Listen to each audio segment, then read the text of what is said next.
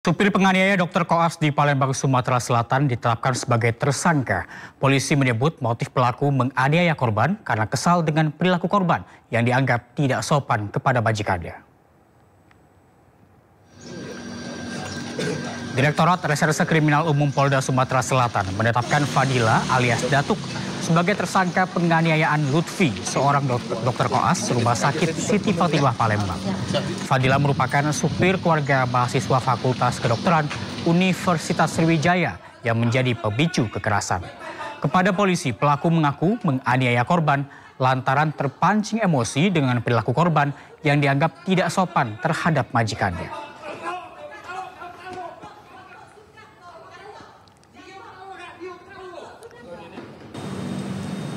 Sebelumnya, usai aksi penganiayaan dokter koas di Palembang viral di media sosial, pelaku menyerahkan diri ke Polda Sumatera Selatan. Sementara itu, orang tua korban meminta penganiaya anaknya dihukum dengan adil.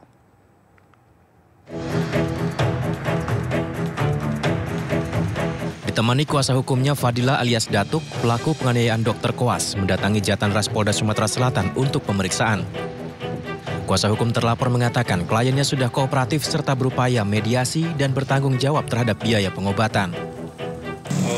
Jadi kita akan meluruskan persoalan karena ini sebenarnya penjadwalan yang mungkin dari si ladinya, dari anak ini mungkin ada beban yang terlalu berat dan juga mungkin ada sesuatu yang tidak diperlakukan sama seperti aja. Sebenarnya miss lah, menurut saya itu miss aja itu. Bahwa saat ini terduga terlapor sudah berada di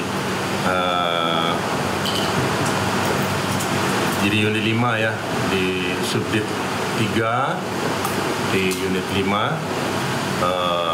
sudah datang, tadi diantar oleh pengacaranya, jadi saat ini diterima oleh penyidik untuk dilakukan pemeriksaan awal. Sementara itu, ayah korban mengaku putranya masih dalam keadaan syok dan sudah diperbolehkan pulang setelah dirawat di Rumah Sakit Bayangkara Palembang. Pihaknya berharap pelaku dapat diproses sesuai hukum yang berlaku. Kami merasa sangat kecewa juga dengan peristiwa ini dan merasa bahwa keadilan harus ditegakkan.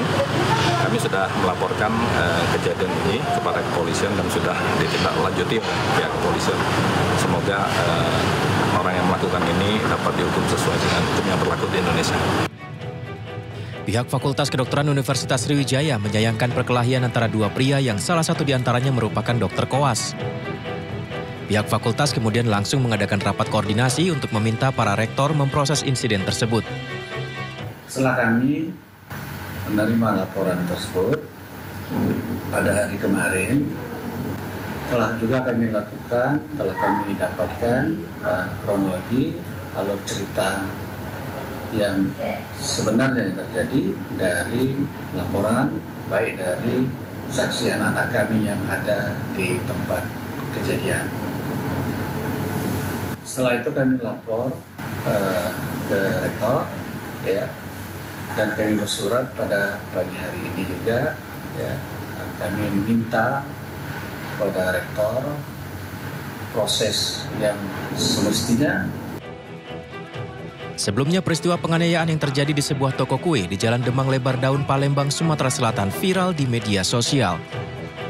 Korban bernama Lutfi merupakan ketua koas Fakultas Kedokteran Universitas Sriwijaya, dianiaya sopir dari orang tua mahasiswi kedokteran yang tidak terima anaknya dijadwalkan untuk piket selama libur akhir tahun lantaran ingin menonton konser. Akibat penganiayaan ini, korban menderita sejumlah luka memar di wajah. Dari Palembang, Sumatera Selatan, Firdaus, iNews melaporkan.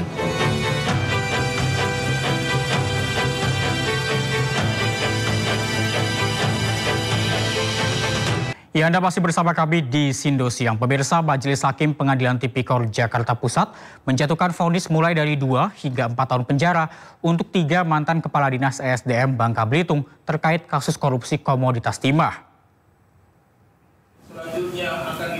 Terhadap terdakwa Amir Syahbana, hakim memutuskan hukuman pidana penjara selama 4 tahun dan denda sebesar 100 juta rupiah. Hakim juga membebankan terdakwa Amir untuk membayar uang pengganti sebesar 325 juta rupiah. Kemudian terhadap Rusbadi, hakim menjatuhkan vonis 2 tahun penjara dan denda sebesar 50 juta rupiah.